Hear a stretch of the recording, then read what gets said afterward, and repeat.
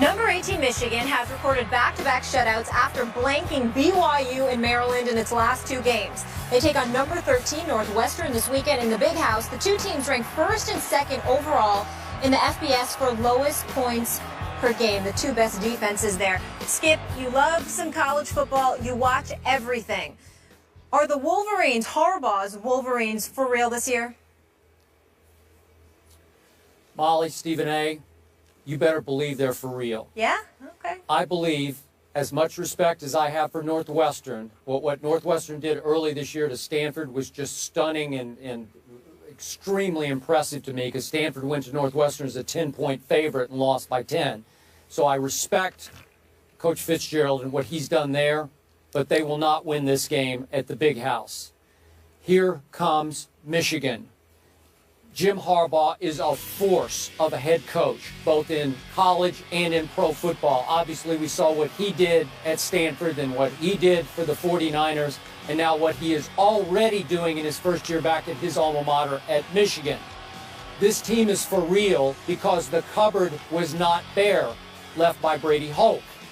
All of a sudden, Stephen A., I'm seeing Jim Harbaugh completely change the mindset, get into the psyches of young men who already had a lot of talent. That defense is athletic and talented and now very physical and very well coached. Very underrated defense. I'm looking at, you shut out an explosive BYU 31-0. Then you went to Maryland, which can explode on a lot of other teams, and you beat them 28-0 at Maryland. Are you kidding me? So now I'm looking at, yeah, this will be a close, low-scoring game, because the way Jim Harbaugh is doing it is with ball control, killing the clock, running the football with Devian Smith and a stable of very good backs, and a quarterback who's a veteran transfer from Iowa in Jake Rudock, who's, you know, he's not great, but he's not bad. He's good enough for them to be pretty good. And now we look back at that opening night, remember that, at Utah? If Jake Rudock hadn't thrown the late pick six in the fourth quarter, my goodness, they were in that game. Now that loss looks more and more impressive. That, of course, made that score 24-10, and they came back to 24-17. Utah is a dynamo, and we're going to see Cal go to Utah, so that's going to be very interesting with Jared Goff at Utah. But again, I think Michigan is about to make another statement, because Jim Harbaugh is one of the best coaches in the land, and that means pro and college football. It's interesting that you say that, because I think they're for real. All I would add to you is that I think it's also a product of what we're seeing from the rest of the Big Ten right now. The number one or number two ranked team in the nation, at least a couple of weeks ago, was Ohio State and Michigan State. And both of them were relatively unimpressive and have been. When you look at Urban Meyer and what's transpiring at the Ohio State, Cardale Jones, J.T. Barrett, they don't, you don't see a lot from Cardale Jones, and it seems like he needs to pick one quarterback and just stay with him and ride that way. When you look at Michigan State, they seem to be a shell of what we thought they were going to be. The struggles just seem a bit too arduous. Their game in 2 weeks against Michigan, I think, is going to tell us a lot. If I remember correctly, just looking at the schedule right here, Skip, I believe that game is at Michigan.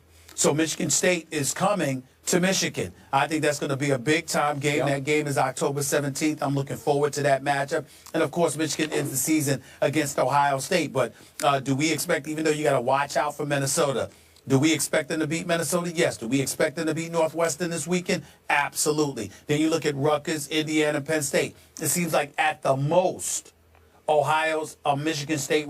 Michigan, I'm sorry, with Jim Harbaugh is going to lose at the most 3 games. The likelihood is that it's only going to be 2 games, and that's going to be obviously a vast improvement from what we've seen from them over the last several years. Last year, you got to remember their numbers in terms of what they was putting forth. Skip, overall, they ranked 112th offensively overall, recording just 333 yards per game. Now it's at about 393. They're putting up over 200 yards rushing per game.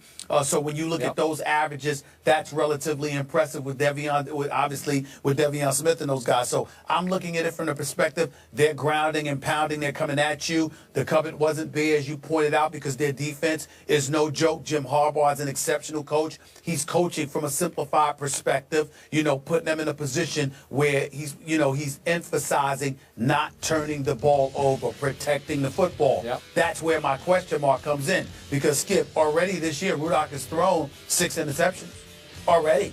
So even though they're annihilating folks over the last 3 weeks or so, the fact that against the Maryland, just looking at their schedule, the Marylands, the BYUs of the world and others, you still already have 6 interceptions in the first 4 games. To me, that's not a crazy deal, but this is an institution that last year had its quarterbacks throw 10 touchdowns and 18 interceptions. And so for me, I think that's something that Jim Harbaugh is going to pay attention to. I think Rudock has to cut down on those turnovers himself. I think if he does that, we'll see what happens. But I think ultimately, I only see the potential for 2 losses on this schedule. It's Michigan State and Ohio State, and I'm not sure they're not going to beat at least one of those teams. At least one of them. Okay, their last game, we got to remember, they have both Michigan State and Ohio State at Michigan.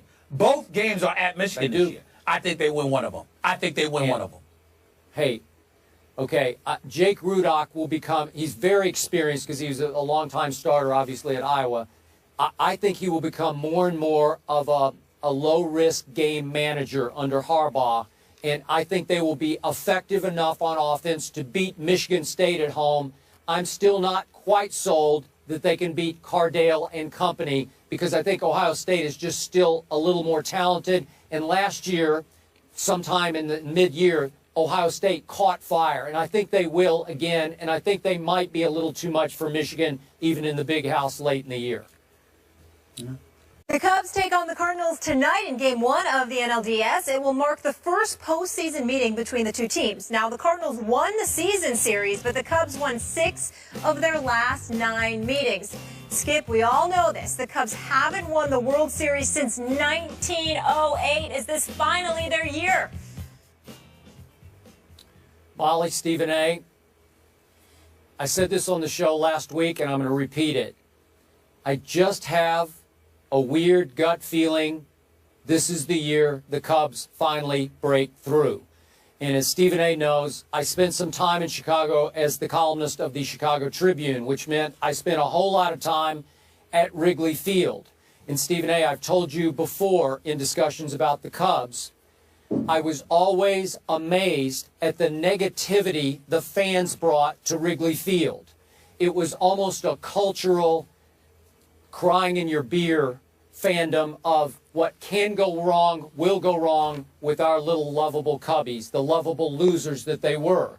And I always thought in my years covering the Cubs that mentality infected the psyches of the actual players on the field. They felt such negativity that even at a home opener that they might be losing in the 6th or 7th inning, somebody would hold up a sign saying, wait till next year.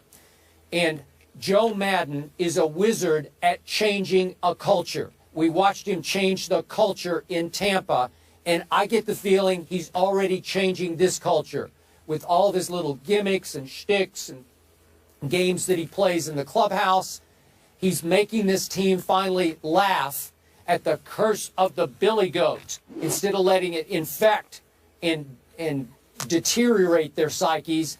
All of a sudden, they've come together, and their body language says that they believe this is their year and they can break through. And when you have this year's Madison Bumgarner on the mound, Jake Arrieta, you know you have a chance every few days of dominating someone, because I'm not sure anybody certainly had a better second half of a season that Jake Arrieta just had. Now you've got a John Lester, who hasn't been just a good postseason pitcher in his past, but a great one. So your 1-2 punch is sensational, and it's going to give everybody the feeling we got a chance this time. Now, I will declare myself, I grew up a St. Louis Cardinal fan. I root for the Cardinals. What they did overcoming so many major injuries this year to win 100 games was all-time phenomenal. But I still think The Cubs are on such an emotional, psychological roll under their new manager. I'm going to say this is it. This is their time. They're going to break through, as you suggested. It might have to be the next round against your New York Mets that you do not love. And yet, I think it's going to be their time to break all the way through. Well, I'm certainly not going to root for the Mets. I do believe, however, they would have an edge over the Cubs because they've got a deep rotation. And to me, I believe pitching wins you championships in the sport of Major League Baseball, obviously.